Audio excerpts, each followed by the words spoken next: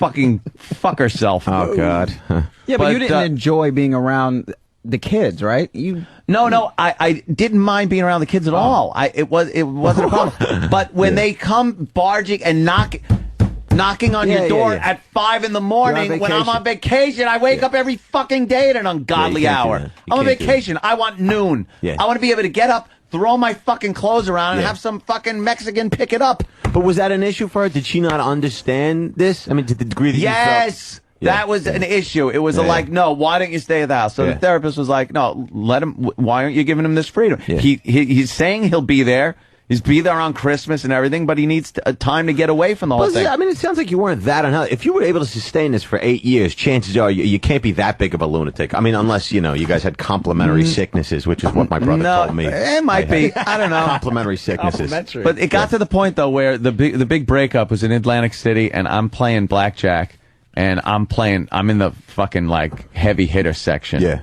And this waitress was walking around, and it was one of the Borgata babes, and they're just fucking smoking. Yeah, it's a hot scene. So, my girlfriend's there, and she knows I'm a smart ass. I joke around. I'm not serious, with the girls that walk by and stuff. But this girl was like, really, I told her, I go, look, you can't come around here. You're disturbingly attractive. Yes. And you're fucking my game up. Walk away, you animal. And then my girlfriend got mad at that. What'd she say? And she was like, what, you got to say that to her? It was just something. I can't remember, but that was like the straw. But I think it was, it was a lot more before that. Yeah. And then it kind of ended up just, she goes, I'm leaving. Yeah. I go, what, where you, back to the room? Yeah. Home? She goes, no, leaving can mean a few things when you're at Atlantic City.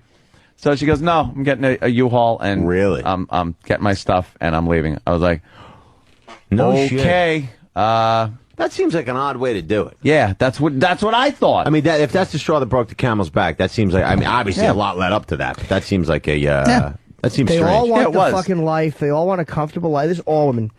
They all want a comfortable life. They all want these great things. They hate guys that don't work. They hate guys that don't make money. And because it's a job that requires us to get up very early, they fucking bitch because we can't go out and hang with their stupid friends. Believe that was me, a big issue with me not going out. She goes, you never want to go out and do anything or go anywhere. That was a huge I can't. issue for me. I go, I can't fucking go out on a Wednesday night to go party like a fucking animal at some bar. Well, you logistically actually can't. No. You can't. I can, and I still didn't do it. 4:30 in the morning. Oh, really? And as well, you I shouldn't still have. wouldn't do it. You shouldn't have. Good for you. Well, seriously. And they all want a guy who takes good care of them.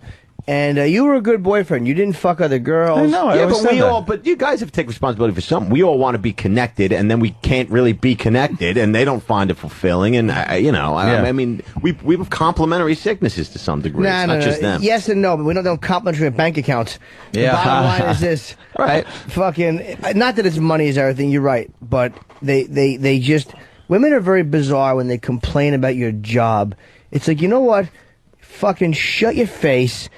You understand that I have to Sounds fucking like you're going do into this thing with an open mind and open heart. I mean, why wouldn't you get along? I don't want to hear it. With any woman. Yeah. I don't want to hear it when it comes to work. I don't want to fucking hear it. Yeah, there shouldn't be a fucking argument. This is my career. This is what happened. It's not the money and materialistic thing. The money is the fuel that runs the other shit. Right. Like, to make you happy. Right. Like, it's not, wow, you got money. I'm happy because you got money. Because there are a lot of scumbag guys out there with money that'll treat you like fucking shit. That's right. Case money, in point. money is the fucking, look at Jimmy Norton. Money is the fucking fuel that drives the happy boat to fucking places Into like harbor. Burberry and fucking Tiffany and things like that. That's what allows that lifestyle. That's right. Asante. Asante. J.C. Penney's line of Italian wear. Yes. Dove, he didn't mention, but he's a lot happier since that all went down. Are you really? I think Anthony would have stayed. He would have stayed in that relationship probably for I'm one of those guys. He would have stayed another year, no problem. I'm the same way. She made the move, and I think secretly, I can't speak for him, but I think secretly he wanted that type of situation to happen. It manifested itself in him not being able to take it. It was one of those things where this guy's got his hands all over some blackjack waitress's ass at the Borgata. Yeah, all over her. Do you think she regrets it, Aunt? What? The blackjack waitress? Yes. I don't know. I can't really tell. I don't communicate much with exes ever. I'm sure I've communicated more with her than I think any other ex. I mean, it's but I don't. You know something? I don't fucking know. And like you were saying before, I'm happy, but there are those days where you're like, I'm fucking in bed. I'm gonna watch any movie I want. I could do this. But that's what's so maddening. And then sometimes you're just sitting there going like, right. Boy, this house is big and empty. Right. Right. 20-year-old. Yeah, but how long does that last? Fucking 3 minutes if it's my house. Exactly. No, but even if you last a long time, if you do an hour and a half, it's like now you're sitting there with you're trying to have a conversation with somebody you can't possibly talk to. And then you dump your load. You're like, oh God, thank God, no one's here to bother me. That's right. I don't have to be nice to you. Fucking beat it, Craigslist. Take your fucking pittance of cash and hit the bricks. Cram out. Oh, that's funny. It's a good time, but then you're back to feeling alone in the world. Did you want out of your relationship before it went down? No, but I didn't want it in it badly enough for her to feel as though she was in a fulfilling, connected scenario. Bingo. And she felt, and she didn't feel like it wasn't fulfilling. Did you cry when she left? Shut up. Did you? That's a yes. No. I know. Listen, I did. I didn't cry initially. It was a manifestation of some emotion. There was a light liquid. You get I wasn't bawling. You just get your nostalgic moments every so often, especially if you've been in a relationship for a while. Yeah. And then you just fucking like, what are you, an asshole? Yeah. You just get sick of yourself. Yeah. Stop it. Yeah. If anything, if there's anything around the house that makes me for a second feel nostalgic, it goes right into the fucking paper shredder. I swear to you. Wait, I had to turn over pictures. I'm a witness to that because I called Anthony early on. How do you shred a bed, by the way? I called Anthony early on in this whole breakup thing, and I just heard the shred. I'm like, what are you doing? He's like, I'm shredding everything. Oh, you shred pictures? He went through a night of shredding. I won't shred pictures just because they're kind of historic documents. That's almost like book burning to me. It's like, letters go. I save everything. No, shit like that. Not pictures, letters go. Letters go. You're the opposite of John Adams. Cards. Fucking cards. Your cards have to go. Sweetheart, you're the shred that anything fucking with thing. A rainbow on it. Yeah, fuck that. Yeah. It's gone. But pictures, certain pictures, I think I did. Shred or deleted off a computer, things like that. Like unnecessary, not these fucking, the world-changing photos or anything. It's just, it's this goofy picture. But it's fucking frightening, man, because when you're with somebody that you love, I'm just worried I'm going to turn into that guy. Like, you know what I mean? Like I'm worried 10 years from now, I'm going to see her on the other side of the street, and she's smiling. Like, had I been able to make it work, I could have been that like, she's going to be on that side, smiling, the sun is shining with a husband and kids, they're eating ice cream, and I'm on this side of the street, and it's raining and dark, and I got an open silk shirt with a gold medallion, and I'm trying to convince some stripper that Jimmy just turned down to get in my car because I got good blow. You know what I mean? I don't want to be that fucking guy. Terrible life. You have to fuck the stripper. You don't get to smell the lactose farts in the ice cream or hear the little dog shit kids fucking waking you up. That's terrible. That's true, too. How terrible is that? The ice cream must be so fun on a Sunday. Oh, a lot of guys want to blow a load and sleep, but you get to get up and take the tots out for Haagen-Dazs. That's true. Fucking stinks. You know what? The guy that she's with? Yeah. That ain't sun shining on his head. He's looking at you in the sunny fucking day. It's pouring on his head. They're well lit because a nuclear bomb has gone all over his head, mercifully for him. You got a fucking load on the front of your awful slacks. It's such a weird situation, though, because you do go through those moments. It's these moments where you're like, was it good? Did I want to be in a relationship? Do I want to be? You walk around the lonely gave house. Me a speech about joy and happiness. Like he was giving me these guys. He speaks to religious. Palmenter. I know. And of course, just want to hear him say it. but it was about Joey and I, but just about making those choices that inevitably, whatever choice you make, there's going to be downside. You do an overall cost-benefit analysis and find out what works. Did he tell you to do the door lock test? What? Which means door lock test. This is a carjacking. This is a carjacking, and they open her door, hit the gas, and let them take her. That's the door lock test. They grab her by the hair. Door. Unbuckle your belt, bitch. Beat it. And there's something odd about being in relationships where when you're in them, especially for a longer period of time, you just become complacent, I guess, and you don't. It becomes. I don't want to say rut.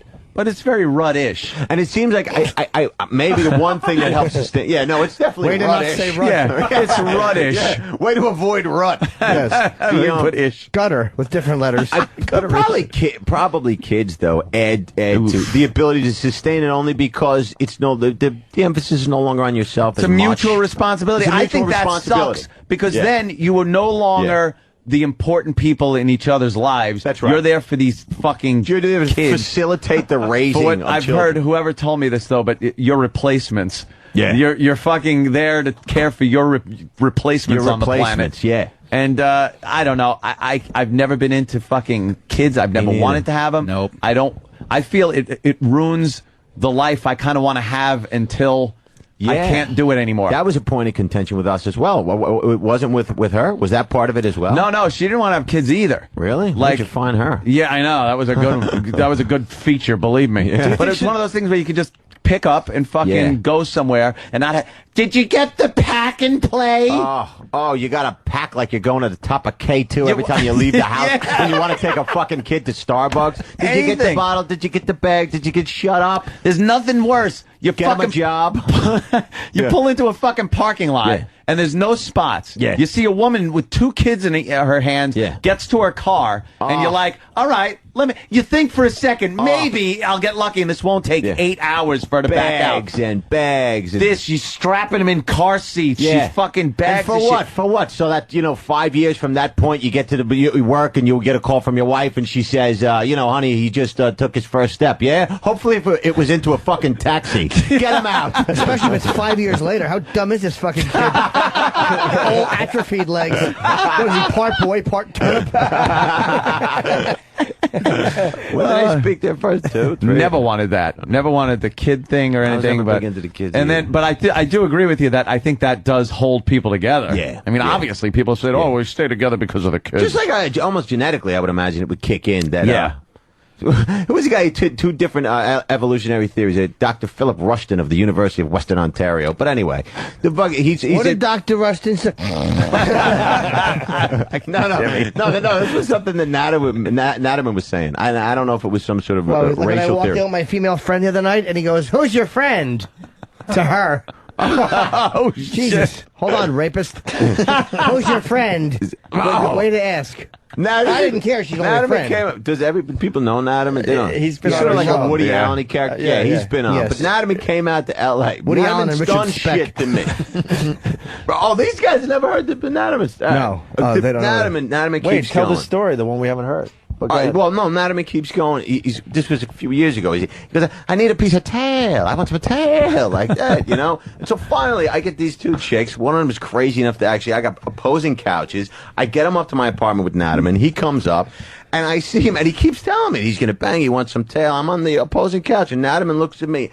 And he's got his girl starts to put her hand on his thigh, on his upper thigh. And I look down at Nataman's hand, and he's dug it into the side of the armrest on the couch. like a cat trying not to fall out of a tree. And his eyes are wheeled back in his head like an Arabian quarter horse and free rein about to be roped by an Indian.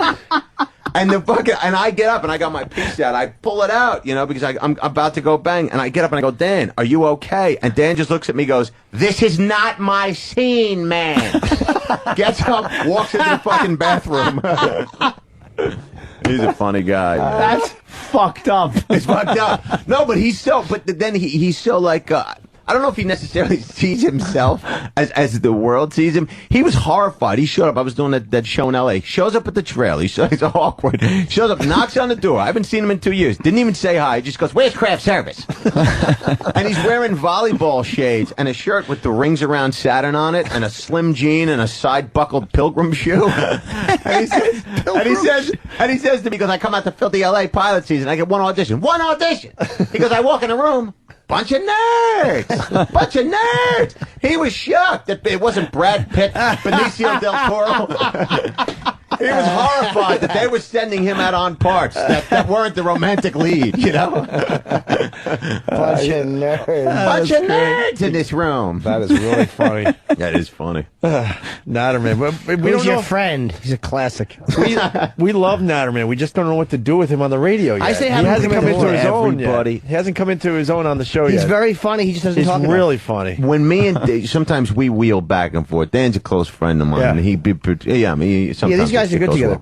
well. Yeah, no, But Dan is, yeah, I know, but we don't know what his button is. We're trying to find that area where, like you today, I'm sure it's a we trigger went finger. relationship and you went bam for the last half hour. We haven't found that button with him yet. Mention rape or dismemberment. Fucking But one word, shovel. sawing techniques to get through the tendon. Hey, you gotta. Let's get to the tendon. No, Natterman, relationships are interesting for him. You know, I mean, and he talks about this, so I don't think I'm speaking out of school, but he's never been in a relationship, ever. he used to- Not for a day, his whole life. He used to creep my girl out at the Comedy Cellar. He just has a way of looking at women. You're like, dude, man, what the hell? Same way fucking that guy looks at Uma Thurman. Fucking ghoul. In a bush. Speaking of which, there's the creep on TV right now. I just said that. This What's big his name? backpack. Uma Jonathan? Thurman's stalker trial may go to jury Oh, today. yeah. All right, should we do line of the day or what? Sure. Is it that time? Gas, guys. We Oh boy, we gotta hang out with like salespeople today, Ant and I. Yuck. I Exactly. hate that shit. Bob took.